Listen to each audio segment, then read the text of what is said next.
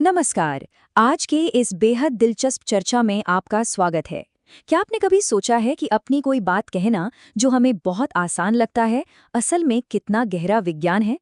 आज हम रचनात्मकता की असीम दुनिया और सरल संचार की इस उलझी हुई कला को डिकोड करने वाले हैं। और इसके लिए हम सहारा लेंगे आधुनिक हिंदी साहित्य के एक बहुत ही शानदार दर्शन का। हम देखेंगे कि कैसे कुछ गिने चुने शब्द समय और स्थान की सारी हदों को पार कर जाते हैं। तो चलिए, बिना देर किए इस असीम सफर की शुरुआत करते हैं। आज की हमारी इस चर्चा का खाका कुछ इस तरह रहेगा। सबसे पहले हम उस रचनाकार को जानेंगे जिनके दर्शन की हम बात कर रहे हैं, कवि कुंवर नारायण। फिर हम कविता की असीम उड़ान और फूलों से उसकी तुलना को समझेंगे। इसके बाद हम बात करेंगे असीम सपनों की। फिर एक बहुत ही दिलचस्प टॉपिक आएगा, कथ्य और भाषा के बीच का संघर्ष। और अंत में हम देखेंगे कि इस पूरी उलझन से बाहर कैसे निकला जाए, यानी भाषा का सही प्रयोग। तो चलिए, सबसे पहले बात करते हैं हमारे रचनाकार की। कुंवर नारायण जी, आधुनिक हिंदी साहित्य का एक ऐसा नाम जिसे किसी परिचय की जरूरत नहीं।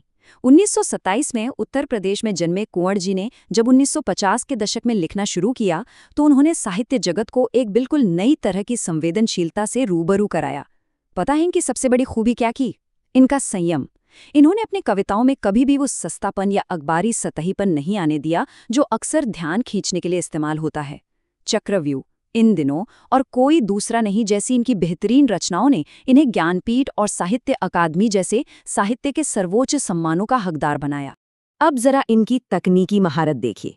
क्या आपने प्रबंध काव्य के बारे में सुना है?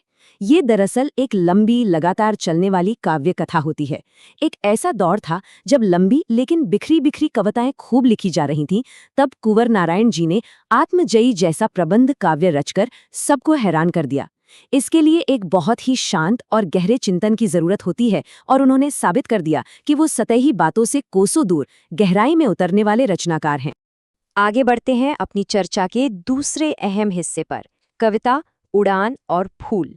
इसी गहराई को समझने के लिए हम उनके संग्रह इन दिनों की एक बहुत ही मशहूर कविता, कविता के बहाने पर गौर करते हैं। ये कविता उस डर का जवाब थी कि मशीनों के इस दौर में कहीं कविता और कला खत्म ही ना हो जाएं। यहाँ उन्होंने 3 कमाल के रूपक इस्तेमाल किए हैं। पहला है चिड़िया। अब देखिए, एक चिड़िया उड़ती तो है, आसमान भी नापती है, लेकिन जरा सोचिए, उस बेचारी चिड़िया की एक लिमिट है ना। वो एक डाल से दूसरी डाल, एक घर से दूसरे घर तक ही जा सकती है। लेकिन जब कविता अपनी कल्पना के पंख पसारती है तो उसकी कोई सरहद नहीं होती। कविता की उस असीम उड़ान को, उस आज़ादी को भौतिक सीमाओं में बंधी एक चिड़िया भला क्या ही समझेगी।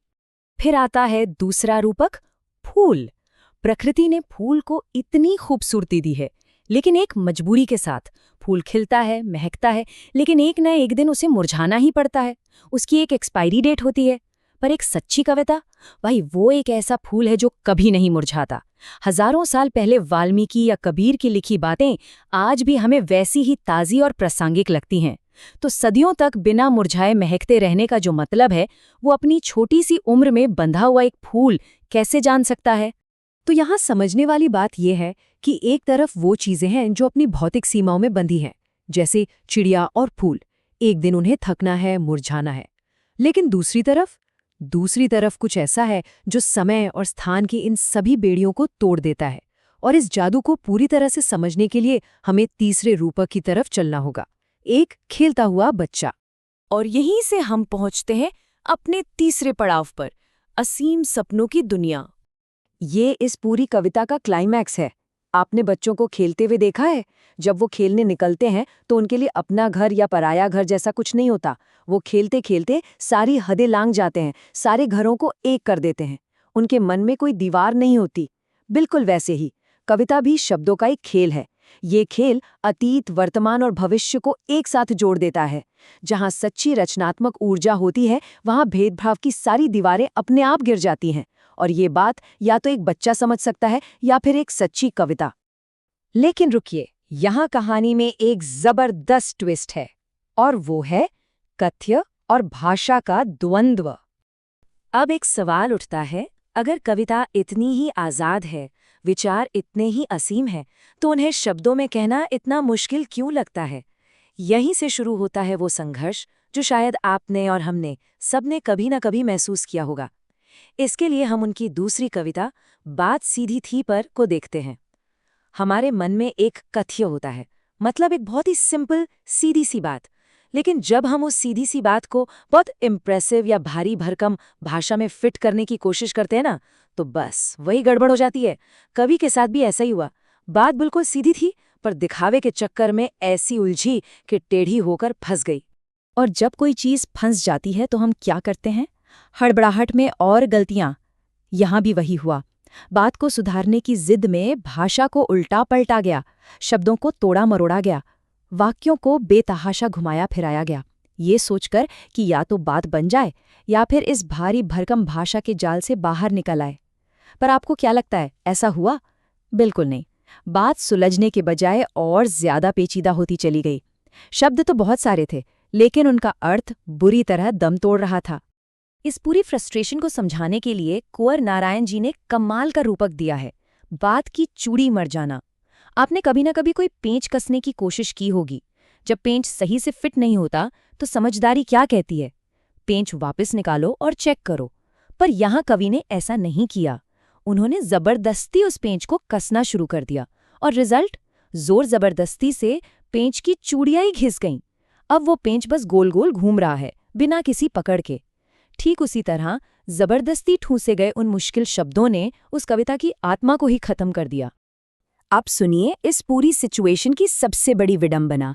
एक तरफ तो कविता अपना असली अर्थ खो रही थी, वो बिना चूड़ी के पेंच की तरह बेकार घूम रही थी, लेकिन दूसरी तरफ जो बाहर खड़े तमाशबीन थे ना, उन्हें वो भारी भरकम सिर के ऊपर से निकलने वाली भाषा बहुत ही विद्वत्तापूर्ण लग रही थी। वो उस भाषाई कलाबाजी पर जोर जोर से तालियां पीट रहे थे, वाहवाही कर रहे थे। सच है ना, हमारा समाज भी अक्सर सीधी सरल बातों को इग्नोर कर देता है और उस जटिलता के लिए तालियां बजाता है जो किसी के पल्ले ही नहीं पड़ती। और आखिरकार थका हारा रचनाकार क्या करता है? उसने हार मान ली। जब चूड़ी मर ही चुकी थी तो उसने उस पेंच को एक कील की तरह उठाया और उसी जगह हथौड़े से ठोक दिया। अब बाहर से देखने पर वो कविता एकदम परफेक्ट लग रही थी, बहुत शानदार, सजी धजी, लेकिन अंदर से वो पूरी तरह खोखली थी।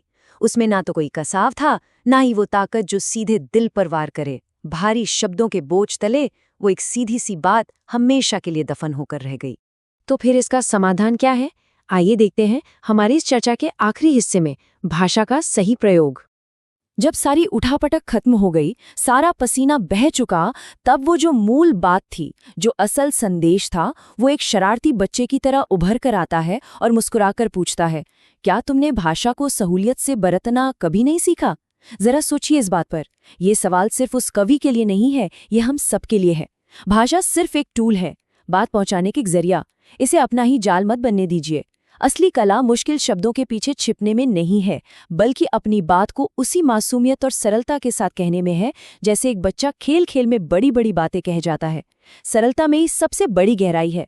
तो अगली बार जब आप कुछ कहने की कोशिश करें तो खुद से जरूर पूछिएगा, क्या मेरी बात की चूड़ी तो नहीं मर रही?